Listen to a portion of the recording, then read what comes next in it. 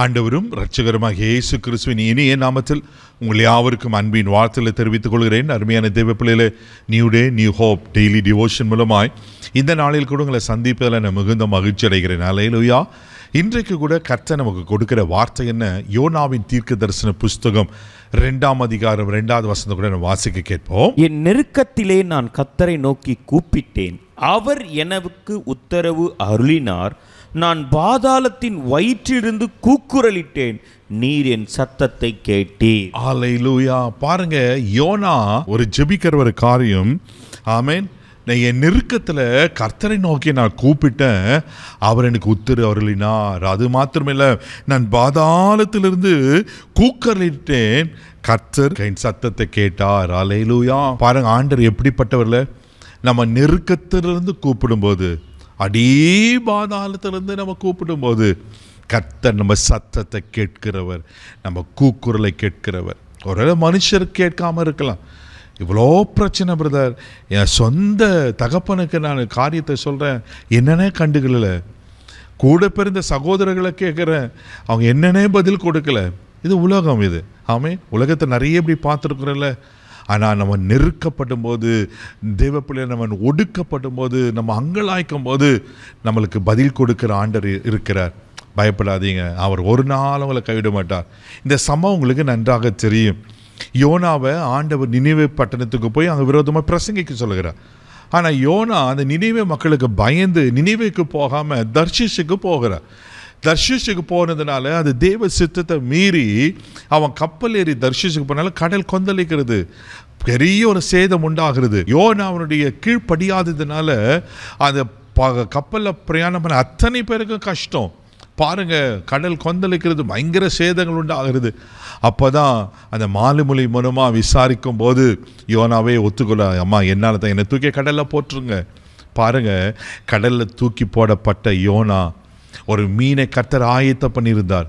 மீன் வயிற்றிலிருந்து யோனா இப்படியா சொன்னான், நெருக்கத்திலேருந்து கூப்பிட்டேன். யோசித்து பாரு, கொஞ்சம் அதை கற்பனை பண்ணி பாருங்களேன். மீன் வயிற்றில் எப்படி இருந்திருக்கும்? இம்யூன் சுவாசித்திருக்கோம், அது சாப்பிட்ற டைஜஸ்ட் பண்ணியிருக்கோம், பல காரியங்கள். எவ்வளோ நெருக்கமான சூழ்நிலையில் மீன் பாதாளத்தில், கடல் ஆழத்தில். யோசித்து பாருங்க. ஆனால் தேவ பிள்ளைல அந்த நெருக்கத்தில் இருந்தும் கூப்பிட்டதை கர்த்தர் கேட்கிறவர். ஆமென். நீங்கள் எப்படிப்பட்ட நெருக்கத்தில் இருக்கீங்க? எப்படிப்பட்ட போராட்டத்தில் இருக்கீங்க? எப்படிப்பட்ட பாதாளத்தில் போயிடுச்சு பிறகு என் வாழ்க்கை, என் சூழ்நிலை அவர் தான் முடிஞ்சிச்சு நினைக்கிறீங்களா?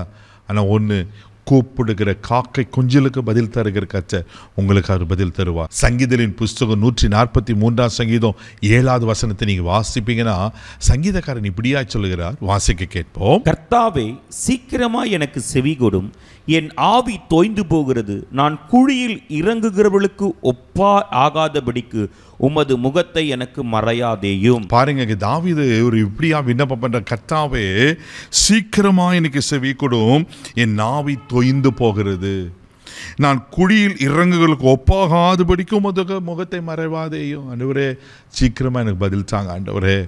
தெய்வ பிள்ளையில ஒருவேளை உங்க வாழ்க்கை கூட இப்படி நெருக்கத்தில் இருக்கா? பயப்படாதீங்க.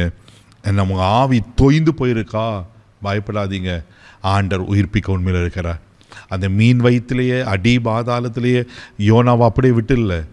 ஆண்டவர் யோனாக்கு கட்டளைகிறார். 3 நாட்களுக்கு பிறகு யோனா அவன் கரையில் வந்து கக்கி விடுகிறது. அந்த யோனா மறுபடியும் எழுந்து தேவ சித்தத்தை செய்யும்படி நினிவேக்கு போயிட்டு பிரசங்கிக்கிறத நம்ம அறிந்திருக்கிறோம். உங்கள் வாழ்க்கையில் இருக்கிற பிரச்சனையில், போராட்டத்தில், நெருக்கத்தில், பலவீனத்தில், கடினமான சூழ்நிலையில், பாதாளத்தில் இருக்க மாட்டீங்க. கர்த்தர் உங்களை அதிலிருந்து தூக்கி எடுத்து உங்களை கண்மலை மேலே நிறுத்தி உங்கள் வாழ்க்கையில் அவர் உங்களை கொண்டு என்ன செய்ய சித்தமாக இருக்கிறாரோ, உங்கள் வாழ்க்கையில் செய்ய நினைத்ததை அப்படியே அவர் செய்து முடிப்பார். இதை நம்புறீங்களா? இதை விசுவாசிங்க தேவ பிள்ளையில. நிச்சயமாக ஆண்டவர் அதை செய்து முடிக்க உண்மையில் இருக்கிறார். கண்களை மூடி நாம் ஜெபிக்கலாம். அன்பு தகப்பனே, உமக்கு நன்றி சொல்லி துதிக்கிறோம். ஸ்தோத்திரப்பா. ஆண்டவரே, நெருக்கத்திலிருந்து கூப்பிடுகிறவர்களுக்கு பதில் கொடுக்கிற கர்த்தர் ஆண்டவரே, இந்த காலவெளியில் யாரெல்லாம் நெருக்கத்திலிருந்து உங்களை நோக்கி கூப்பிட்றாங்களோ அப்பா, அங்கே நெருக்கங்கள் விசாலமாய் மாறட்டும். அற்புதங்களை காண செய்யுங்க அப்பா. அங்கே கடினமான சூழ்நிலைகள் மாறுவதாக, அவர்களுக்கு கொண்டு அவர்கள் வாழ்க்கையில் நீங்கள் செய்ய நினைத்தது தடைபடாதது போல ஆண்டவரே காரியங்களை செய்து முடியுங்க. இந்த நாள் முழுதும் கரம் பிடித்து நடத்தும் உங்கள் தெய்வீக பாதுகாப்புக்கு ஒப்பு கொடுக்குறேன். எல்லா தீங்குக்கும் விலக்கி காத்துள்ளும், பாதுகாத்து வழி நடத்தும். இயேசுவின் மேலே ஜெபம் கேளும் பிதாவே, ஆமென். உங்கள் கூப்பிடுதலுக்கு பதில் கொடுப்பார். தைரியமாக போங்க. God bless you.